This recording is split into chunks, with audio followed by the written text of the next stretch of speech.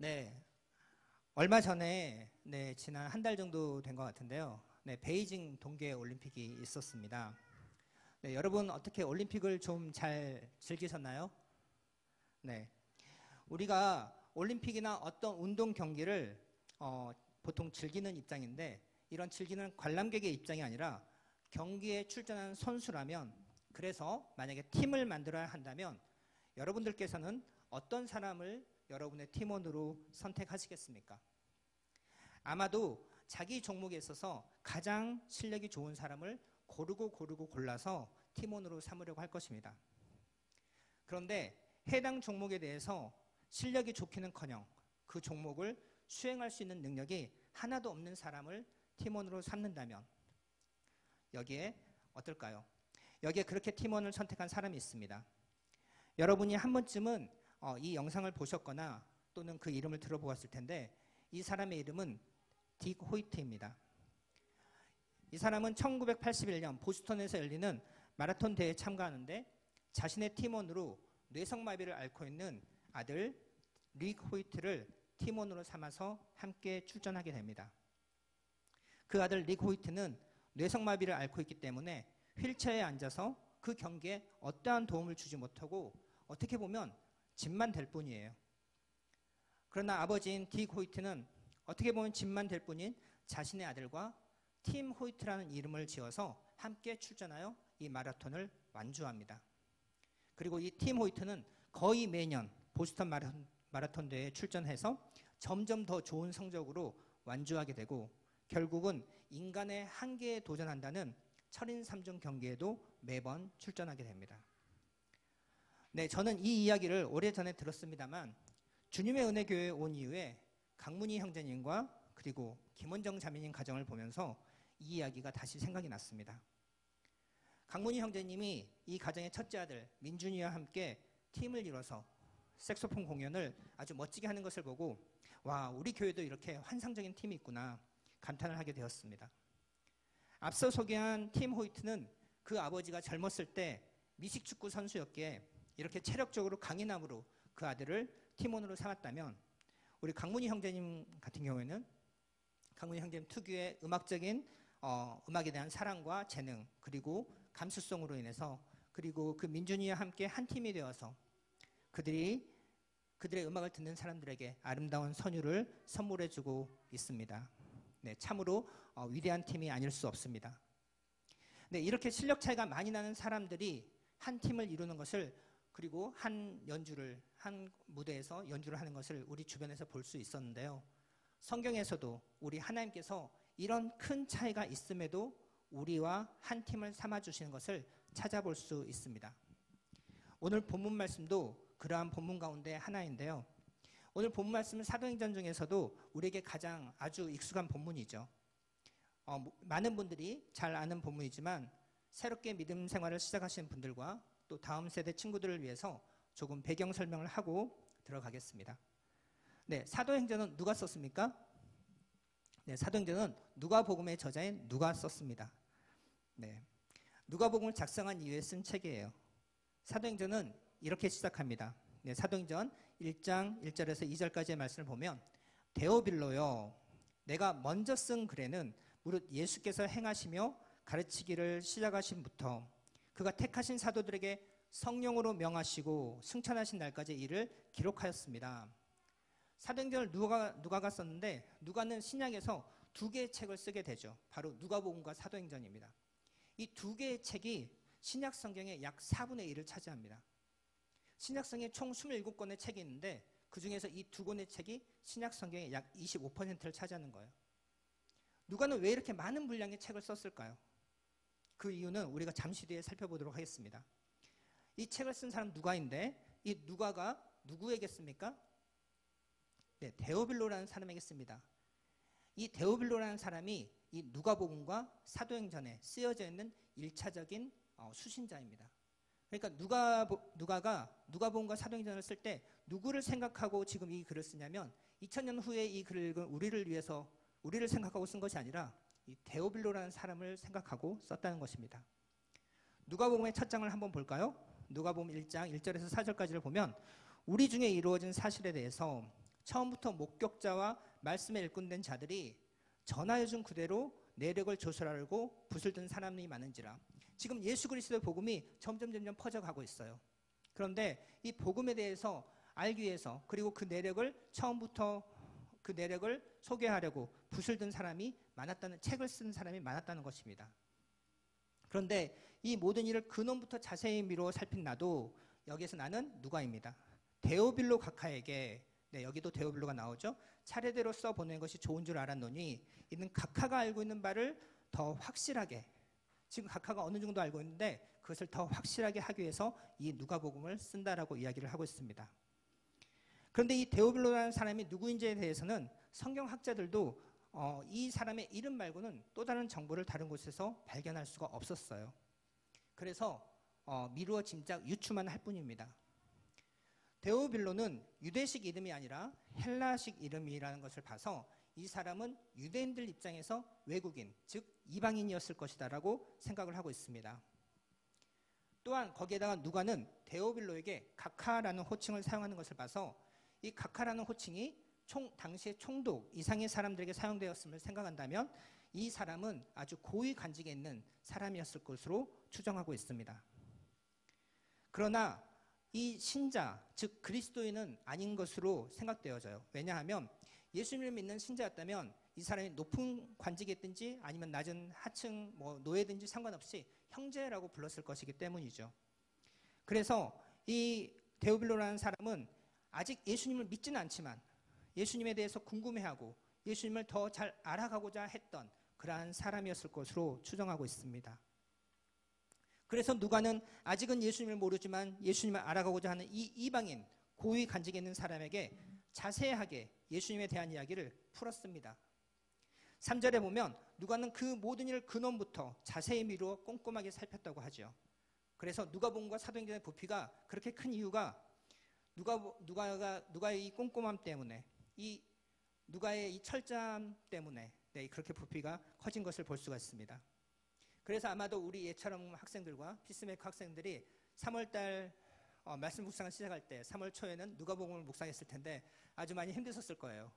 한 장의 절이 50절, 60절 있어서 많이 피곤하고 힘들었을 텐데 이게 다 누가의 꼼꼼함 때문입니다. 이 꼼꼼함 때문에 이방인인 우리들에게도 굉장히 자세하게 친절하게 다가오는 책이 바로 누가복음과 사도행전입니다. 사도행전은 신약에서 아주 중요한 책이죠. 사도행전은 신약의 유일한 역사서입니다. 구약에는 역사서로 분류될 수 있는 책들이 많이 있어요. 모세오경 이후에 여호수아부터 시작해서 사사기, 룻기, 사무엘상하, 열왕기상하, 역대상하, 에스라, 느헤미야, 에스더까지 총 12권이나 되는데 신약에는 역사서로 불릴 만한 책이 이 사도행전이 유일합니다. 역사서의 유익은 여러 가지가 있는데 그 시대마다 또한 사건마다 하나님께서 어떻게 일하셨는지 볼 수가 있다는 거예요. 우리는 사도행전을 통해서 예수님이 승천하신 이후에 성령님이 어떻게 오시게 되었는지, 그리고 유대인들만의 이 유대교가 어떻게 전 세계적인 기독교로 거듭났는지를 볼 수가 있습니다. 이 사도행전이 없었다면 우리와 같은 유대인이 아닌 사람들, 즉 이방인들에게 어떻게 구원의 길이 열리게 되었는지 그 근거를 찾기가 아주 어려웠을 거예요. 그러나 다시 한번 이 누가의 꼼꼼함 때문에 사도행전을 통해서 이것을 아주 자세하게 알려주고 있습니다.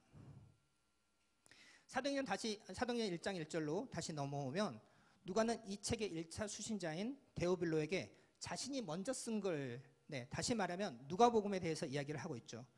누가복음은 어떤 글이었는가 요약해주고 있습니다. 어떻게 이야기하고 있습니까?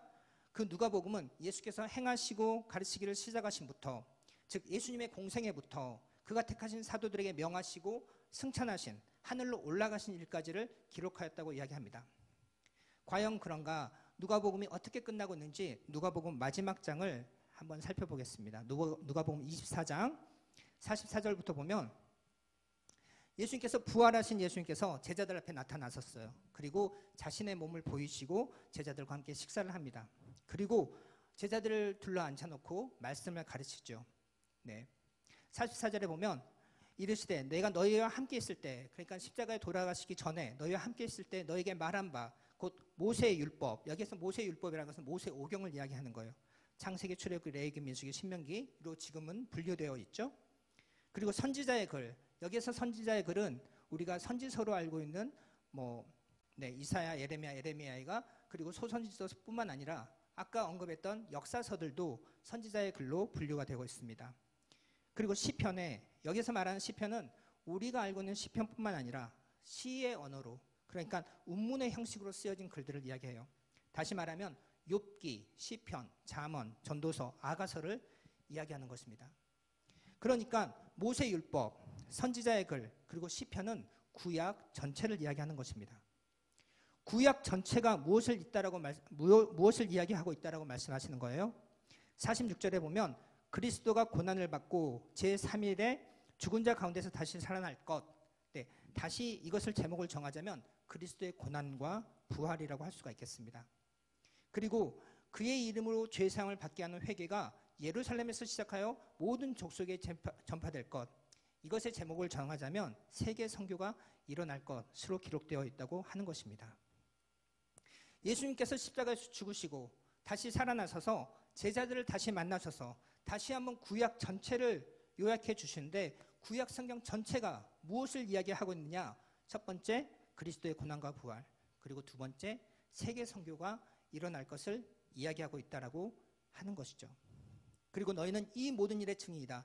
너희가 이 모든 것을 직접 보고 직접 들어보고 경험하지 않았느냐? 너희가 이 모든 일의 증인이다라고 말씀하십니다. 그래서 누가는 예수님께서 구약 성경을 전체를 정리해 주신 것 가운데 첫 번째 가르침인 그리스도의 고난과 부활을 누가복음에 기록하였고 두 번째 가르침인 세계 선교를 사도행전에 기록합니다. 그리고 이어서 49절에 뭐라고 하십니까? 아버지께서 약속하신 것을 너에게 보낼 것이니 이게 뭐예요? 성령님입니다. 성령님을 너에게 보낼 것이니 너희는 위로부터 능력이 임할 때까지 이 성에 머물러라. 이 성은 예루살렘 성이죠. 너희는 위로부터 성령이 임할 때까지 이 예루살렘 성에 머물러서 기다리라고 명하시고 하늘로 올라가셨습니다. 그리고 사도행전이 시작되는 것이죠. 그래서 사도행전 1장 1절에서 2절은 누가의 첫 번째 책에 대해서 다시 한번 설명을 해주고 있고 그리고 3절에서 5절까지는 예수님께서 고난을 받으셨고 부활하셔서 많은 증거로 40일 동안 여러 사람들에게 나타나서 살아계심을 나타내셨고 하나님의 나라의 일을 말씀하시고 가르치셨다는 것을 기록하고 있습니다. 그리고 4절에 예수님이 분부하신 것, 즉 명령하신 것이 있는데 예루살렘을 떠나지 말고 아버지께서 약속하신 것을 기다려라. 그것이 뭡니까? 요한은 물로 세례를 베풀었으나 너희는 성령으로 세례를 받을 것이다. 여기서 예수님은 새로운 주인공을 소개하십니다. 바로 성령님이세요. 예수님은 이제 하늘로 올라가십니다. 제자들은 걱정합니다. 예수님 없는 삶을 어떻게 살 것인가? 지난 3년간은 그래도 예수님이 계셔서 내가 좀 부족하고 못한다 해도 든든함이 있었는데 예수님 없이 어떻게 하늘나라를 선포할 수 있단 말인가? 그리고 예수님께서 맡기신 이 증인의 의무를 예수님 없이 어떻게 감당할 수 있을까? 여러분 그렇지 않겠습니까? 예수님이 잡히실 때 베드로는 예수님을 모른다고 3번을 부인했고 다른 제자들도 뿔뿔이 흩어져 도망갔습니다. 이제는 예수님이 부활하신 것을 보고 경험했기 때문에 이제는 도망갈 수도 없어요. 그렇다고 과연 그 부활의 증인으로서 담대히 내가 사람들 앞에 선포할 수 있을 것인가? 아무도 믿지 않으면 어쩌지? 거짓말이라고 사기꾼이라고 돌을 던지면 어쩌지? 잡혀가면 어쩌지? 죽게 되면 어쩌지? 지금 이 예루살렘 성은 이 사람들을 잡으려고 혈안이 되어 있는데 왜 이런 의문과 걱정거리가 없었겠어요? 예수님 없이 내가 무엇을 할 수 있단 말인가? 부활을 보았으니 예수님께서 명령하셨으니 어쩔 수 없이 하기는 해야겠지만 나는 힘도 없고 의욕도 없고 방법도 모르는데 어떻게 할 수 있단 말인가? 걱정이 이만저만이 아니었을 거예요. 그리고 또 성령님이라고? 성령님을 기다리라고? 성령님은 도대체 누구지? 아니 무엇이지? 영적인 기운인가? 이분은 도대체 날 어떻게 도와줄 수 있는 거지? 이들은 한 번도 경험해 본 적이 없는 성령님에 대해서 궁금했을 것입니다. 그런데 예수님께서 뭐라고 하세요? 기다려라. 성령을 받을 것이다. 떠나지 말고 기다려라. 이들이 예루살렘을 떠나면 어디로 가겠어요? 예루살렘은 이들의 고향이 아니에요. 낯선 곳이에요. 이들은 자신의 편한 곳, 고향으로 가겠죠. 자기들 고향 갈릴리 바다 동네로 갈 것입니다. 다시 어부가 될 거예요. 그러나 예수님께서는 잠깐 떠나지 마. 잠깐 기다려봐. 네가 뭘 할지 아는데 잠깐만 기다려. 우선 기다려. 집중해. 성령을 보내줄 거야. 그리고 그 성령이 오면 내가 너와 함께 하는 것보다 더 많은 일들을 할 수가 있을 거야. 그게 너희에게 더 잘된 일이야. 그리고 이제 오늘 본문 말씀인 6절로 들어옵니다. 우리 6절 말씀을 다 같이 함께 읽겠습니다. 시작. 그들이 모였을 때 예수께 여쭈어 이르되 주께서 이스라엘 나라를 회복하심이 이때이니까 하니. 네, 지금 얼마나 중요하고 엄숙한 메시지가 선포되는 순간입니까? 역사의 한 세대가 전환되는 순간이에요. 성자 예수님께서 사역이 이 땅에서 끝나고 이제 성령 하나님께서 내려오시는 그런 역사적인 전환의 시간에 제자들은 엉뚱한 질문합니다. 주께서 이스라엘 나라를 회복하시면 이때입니까? 이게 무슨 말이냐면 이스라엘 독립에 대해서 묻는 거예요. 이 질문은 앞절부터 쭉 내려오는 질문의 그 맥락에 보면 굉장히 엉뚱한 질문이에요. 하지만 이게 사실 제자들에게 있어서는 이상한 질문이 아닙니다. 이스라엘은 지금 로마 제국의 식민 통치를 받고 있는 거죠. 로마 사람들 때문에 자유의 제약이 있고 경제적인 수탈이 일어나고 있고 종교적으로도 우상 숭배를 강요받는 시대예요. 강력한 힘을 가지고 있는 로마 사람들이 여기저기 신전을 만들어 놓고 하나님을 섬기는 일을 위협하는 이런 위기 속에서 이 사람들은 오랫동안 살아왔습니다. 이제 이 제자들은 예수님의 죽으심과 부활을 목격했지만 제자들의 시급한 문제는 현실의 문제였어요. 왜 그렇지 않겠습니까? 현실의 문제에서 벗어날 수 있는 사람이 누가 있겠어요? 아마 우리 가운데도 한 명도 없을 것입니다. 주님께서 부활하셔서 아버지께서 약속하신 것을 기다려라. 요한은 물로 세례를 주었으나 너희는 성령으로 세례를 받을 것이다 하셨지만 제자들 마음속에는 성령으로 세례를 받는다는 것이 도대체 무엇인지, 성령으로 세례를 받으면 도대체 무엇이 달라진다는 것인지 이해가 되지 않았을 거예요. 새로운 일이 일어난다는데 그러면 성령이 내 조국 이스라엘을 독립시키는 것입니까? 이것이 제자들이 생각할 수 있는 가장 큰 문제였지 않았겠어요? 이것을 물어보지 않을 사람이 누가 있겠습니까? 성령이 임하시면 병든 내 아이가 낫게 되는 것입니까? 이것을 물어보지 않을 부모가 어디 있겠어요? 성령이 임하시면 내 팍팍한 삶이 조금 편안해지는 것입니까? 성령이 임하시면 내 연봉이 조금 올라갈까요? 비정규직에서 정규직으로 전환될까요? 취업을 하게 되는 것입니까? 내가 좋은 대학에 가게 될까요? 내 학교 생활이 좀 나아지는 것입니까? 친구들이 날 좋아할까요? 내가 더 이상 왕따 당하지 않게 되는 거예요? 이것을 물어보지 않을 사람이 어디 있겠어요? 이것은 우리의 현실의 문제인데 이 현실을 벗어나서 살 수 있는 사람이 누가 있겠냐는 것입니다. 물어봐도 괜찮습니다. 내가 내 현실의 문제 속에 갇히게 되는 것은 어쩔 수가 없어요. 성령이 오신다는데 주께서 이스라엘 나라를 회복하심이 이때입니까? 이런 질문이 왜 나오지 않겠어요? 당연히 할 수 있는 질문입니다. 이 질문에 대해서는 예수님께서 7절에 뭐라고 답하십니까? 7절 말씀 우리 함께 읽겠습니다. 7절 시작. 이르시되 때와 시기는 아버지께서 자기의 권한에 두셨으니 너희가 알 바 아니요. 주님께서는 이 때와 시기라는 단어를 구별하여 사용하십니다. 때로 번역된 원어는 크로노스라는 단어인데 이것은 시간 중에서 일반적인 의미의 연대기 계속 쭉 흘러가는 그런 시간을 의미합니다. 일직선으로 흘러가는 시간을 이야기하는 거예요.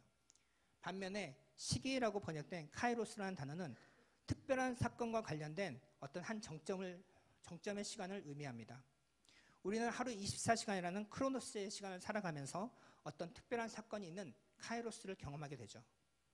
예를 들면 우리 자녀들이 태어난 그 시간은 다른 시간과는 의미와 차원에서 전혀 다른 시간으로 우리에게 경험되지 않습니까? 예수님께서는 이렇듯 우리가 일상적으로 흘러가는 시간이든 아니면 우리 일생에서 잊지 못할 사건으로 기록될 시간이든 이 모든 것이 철저하게 하나님께서 그분의 주권 아래 두셨다는 것을 밝히십니다. 하나님의 절대 주권이기에 우리의 알 바가 아니라는 거예요. 한마디로 우리가 상관할 것이 없다는 것입니다. 나라가 독립을 하고 내가 직장에서 승진을 하고 연봉이 올라가고 내 아이의 질병이 낫게 되고 학교에서 공부를 더 잘하게 되고 좋은 성적을 받아 원하는 대학에 들어가는 것이 지금 내게 닥친 가장 중요하고 시급한 문제라 할지라도 우리가 생각할 수 있는 그 이상이 없다 할지라도 이것은 우리의 일임에도 불구하고 너희가 상관할 바가 아니라는 거예요. 이 모든 것은 하나님의 주권 아래에 달려있다. 그렇다면 무엇을 신경 써야 한단 말입니까? 8절입니다. 함께 읽겠습니다. 시작. 오직 성령이 너에게 임하시면 너희가 권능을 받고 예루살렘과 온 유대와 사마리아 땅끝까지 이르러 내 증인이 되리라 하시니라. 예수님께서 제자들에게 말씀하고 계신 것은 성령이 임하면 너희가 내 증인이 될 거라는 거예요. 너희가 내 증인이 되어야 한다가 아니라 너희는 자연스럽게 내 증인이 될 거라는 거예요. 우리의 의지와 노력으로 증인이 되는 것이 아니라 하나님이 이 일을 하시겠다는 것입니다. 하나님께서 우리에게 이 일을 행할 때 거부하지 말라는 거예요.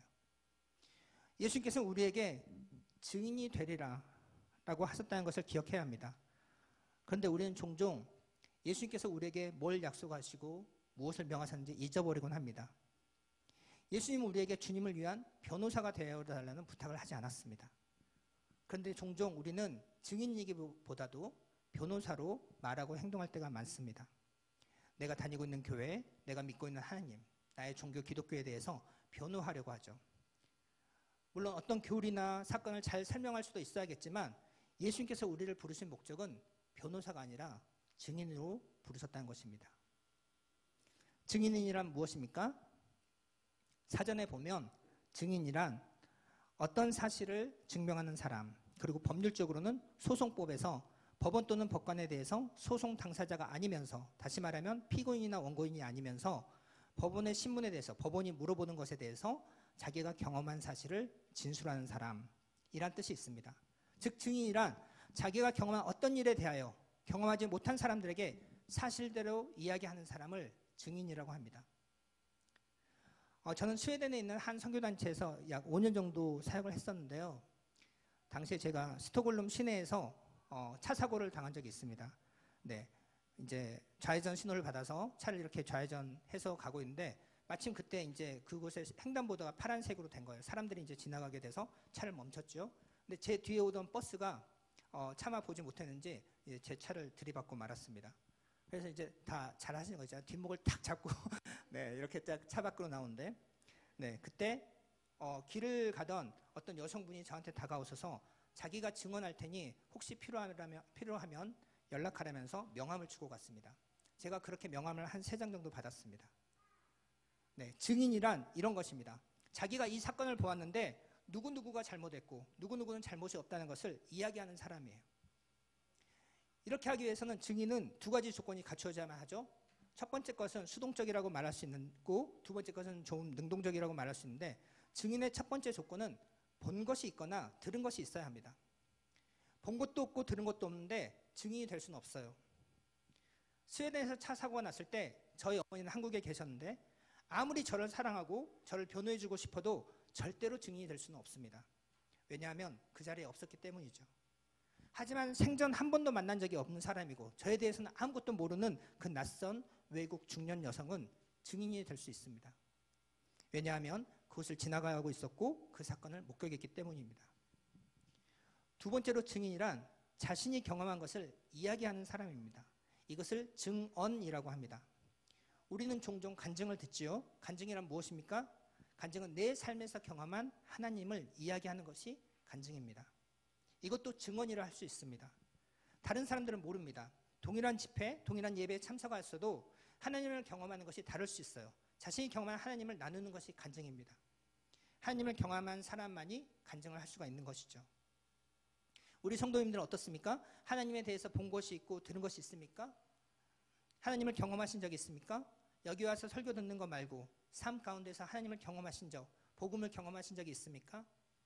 우리가 말씀 묵상을 합니다. 같은 날 똑같은 본문을 가지고 묵상을 하지요. 하지만 우리 내면에 하나님께서 하시는 말씀은 각각 다를 수 있습니다. 그것이 주님이 각자 개인의 삶에서 하시는 말씀이죠. 그 말씀을 붙잡고 살아가다 보면 그 하루 가운데 하나님의 인도하심을 느끼게 되는 것입니다. 하지만 경험한 것만 가지고는 증인의 역할이 완수되지 않아요. 증인의 두 번째 조건, 증언을 해야 합니다. 경험은 했는데 증언을 하지 않으면 증인이 될 수 없습니다. 거리를 다니다 보면 목격자를 찾습니다라는 현수막을 종종 볼 수 있을 거예요. 몇 년, 몇 월, 며칠, 몇 시에 어디서 사고가 났는데 그 시간, 그 장소에서 그 사고를 목격한 사람을 찾는다는 현수막입니다. 그 사고의 목격자만이 누가 사고의 책임을 져야 할지 알 수가 있는 것이죠. 그래서 목격자를 찾는 것이 참으로 절실하죠. 물론 아무도 없는 곳에서 그 사고가 일어날 수도 있지만 누군가는 그 사고를 목격했을 수도 있죠. 그런데 그 사고를 목격한 사람이 증언을 하지 않으면 그 사람을 증인이라고 부르지 않습니다. 자신이 경험한 것을 이야기해야만 증인이 될 수가 있는 것입니다. 오늘 말씀해 보면 내 증인이 될 거라고 이야기하고 있습니다. 예수님의 증인이 될 거라는 것입니다. 지금 제자들은 예수님과 3년을 함께 보냈지요. 그분이 세례 받으시는 것부터 해서 진리의 말씀으로 사람들을 가르치시고 온갖 병을 고치시는 치유와 귀신을 물리치시고 물리를 거리며 빵 5개 물고기 2마리로 5,000명 이상을 먹이시는 놀라운 기적들을 눈으로 보고 경험했습니다. 또한 예수님께서 불의의 재판으로 고난을 당하시고 십자가에 못 박혀 돌아가신 것까지 목격하였습니다. 그런데 죽었던 예수님이 3일 만에 다시 살아나셔서 자기들과 함께 떡을 떼고 고기를 먹으며 내 몸을 만져보고 나인 줄 믿으라 라는 말씀까지 들었어요.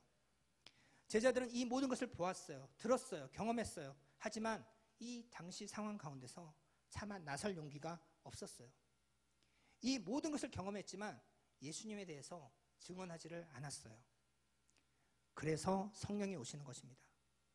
성령님이 오시면 너희가 권능을 받을 것이다. 어떤 권능입니까? 증인이 되는 권능입니다. 많은 사람들이 성령의 권능을 받는다고 하면 오해하는 것이 있는데 무언가 대단한 기적을 일으키는 권능이 생길 거라고 생각하는 거예요. 물론 이건 역시 우리가 사모해야 할 것입니다. 우리 모두가 성령을 받고 방언하고 예언하고 기적을 행하는 초대교회 모습들이 지금 이 시대에도 계속해서 나타나야 합니다. 그런데 성령님께서 왜 이런 능력을 부어주십니까? 권능을 받고 증인이 되라고 부어주시는 것입니다. 하나님을 체험하고 하나님의 일을 증거하라고 부어주시는 거죠. 나 자신의 영적인 만족을 위해서가 아니라 온 인류 모든 세대에게 예수 그리스도의 복음을 증거하라고 부어주시는 것입니다. 그렇다면 성령의 권능은 과연 어떤 모습으로 나타날까요?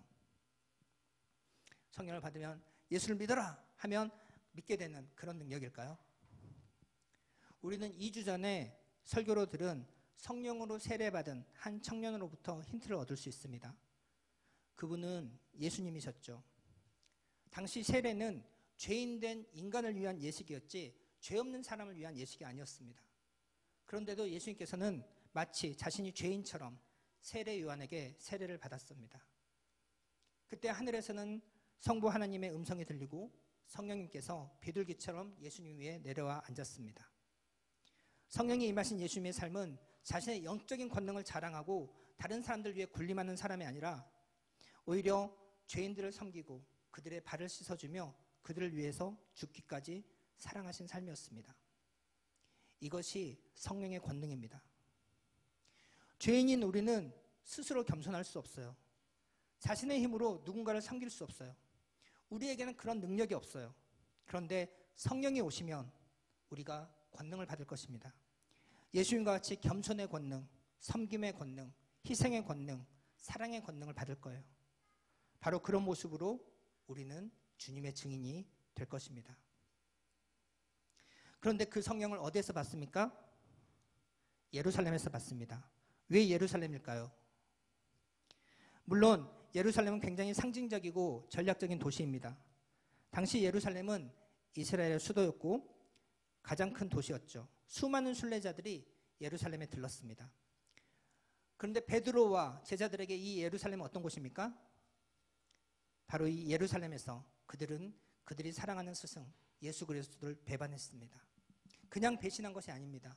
죽음의 두려움 때문에, 죽음의 공포 때문에 그들이 목숨을 걸고 사랑하리라 맹세했던 그들의 스승 예수를 내버려 두고 다 도망쳤습니다. 그들 중 한 제자는 예수를 팔아먹었습니다. 베드로는 단순히 예수님을 모른다고 부인한 것이 아니라 예수님을 저주까지 하며 부인했습니다. 그들에게 예루살렘은 수치의 땅이고 눈물의 땅이고 아픔의 땅이고 죄악의 땅이었습니다. 그런데 주님께서는 예루살렘을 떠나지 말라고 하십니다. 이것이 무슨 뜻일까요? 앞서 이야기했듯이 예루살렘이 주는 상징성과 전략적인 면이 있지만 제자들 개인적인 입장에서 보면 당장이라도 떠나고 싶은 곳, 자신들의 수치와 부끄러움이 그대로 드러난 곳에서부터 하나님의 은혜를 입으라는 것입니다. 치유하시는 하나님의 은혜를 경험하시라는 거예요. 죄를 사하시는 하나님의 능력을 덧입으라는 것입니다. 우리들에게 예루살렘은 어디입니까? 학교일 수도 있고요. 직장일 수도 있고요. 처절한 자녀 양육의 현장일 수도 있습니다. 불편한 가족 관계일 수도 있고 어색한 친구 관계일 수도 있죠. 심지어 교회일 수도 있습니다. 나의 실수, 실패, 수치, 절망이 묻어있는 곳, 당장이라도 떠나고 싶은 곳, 부끄러워서 숨고 싶은 곳, 너무나 무서워서 도망가고 싶은 곳, 그곳에서 성령을 기다리라는 것입니다. 성령이 너에게 임하시면 너희는 내 증인이 될 것이다. 말씀을 마칩니다. 우리는 십자가 은혜로 구원을 받았음에도 여전히 죄인인 우리는 생명을 살리는 복음을 전하기에는 너무나도 무력한 사람들입니다. 이런 엄청난 일을 행하기에는 우리는 아무런 능력이 없는 사람들이에요. 우리는 제자들처럼 땅의 일에만, 나의 관심사에만 모든 신경을 곤두세우고 살아가고 있는 사람들이죠. 그리고 우리가 숨을 쉬고 우리의 발을 딛고 있는 삶의 현장은 어떻습니까? 모든 것이 질서정연하게 계획대로 착착 진행되는 곳입니까? 실패와 절망, 수치와 두려움이 있는 곳이고 할 수만 있다면 당장이라도 떠나고 싶고 당장이라도 도망가고 싶은 곳입니다. 그런데도 예수님께서는 그런 수치와 두려움의 예루살렘에서 그 형편없는 제자들을 증인으로 부르신 것처럼 하나님께서 여전히 보잘것없는 우리를 이 혼란스러운 삶의 현장 한가운데서 그 영광스러운 복음을 전하는 자들로 불러주셨습니다. 그런데 우리는 여전히 이 복된 사명을 행할 수 있는 능력도 없고 자질도 없습니다. 그런데 우리 뒤에 누가 계십니까? 바로 딕 호이트처럼 우리 안에 내주에 계신 성령님께서 우리를 밀고 달려가고 계세요. 우리 옆에 누가 있습니까? 강문희 형제님처럼 우리를 새롭게 하시는 성령님이 우리가 내는 불협화음을 조율해주고 계세요. 우리는 복음을 경험했습니다. 복음으로 산다는 말이 처음에는 무슨 말인지 이해하지 못했지만 한 해, 두 해 지나가며 수많은 시행착오를 거쳐가며 이 복음이 우리 삶 가운데 점차적으로 들어오게 되었습니다. 우리는 이제 주님의 증인으로 우리가 경험한 복음을 전해야 합니다. 이것도 시간이 걸리고 여러 시행착오를 거치게 될 거예요. 괜찮습니다. 성령님께서 도우십니다. 증인이 되는 권능을 주십니다. 성령님께서 끌고 가실 거예요.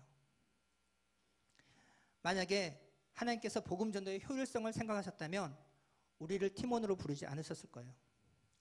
인생사에 전혀 고민이 없는 선사들을 시키셨겠죠. 아니면 하나님 혼자 하셔도 충분히 하실 수 있는 일입니다.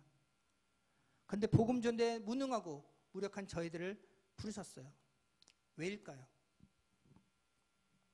상급이 있기 때문입니다.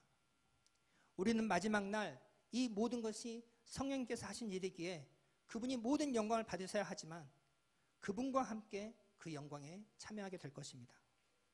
우리의 달려갈 길을 마친 후에 그분이 받으셔야 할 메달을 우리가 함께 받게 될 거예요. 우리의 연주가 끝나는 날 그분이 받으셔야 할 트로피를 함께 받게 될 것입니다. 이 영광스러운 부르심에 응답하고 우리에게 증인의 권능을 주실 성령님을 의지하며 함께 달려가게 되기를 바랍니다. 기도하겠습니다.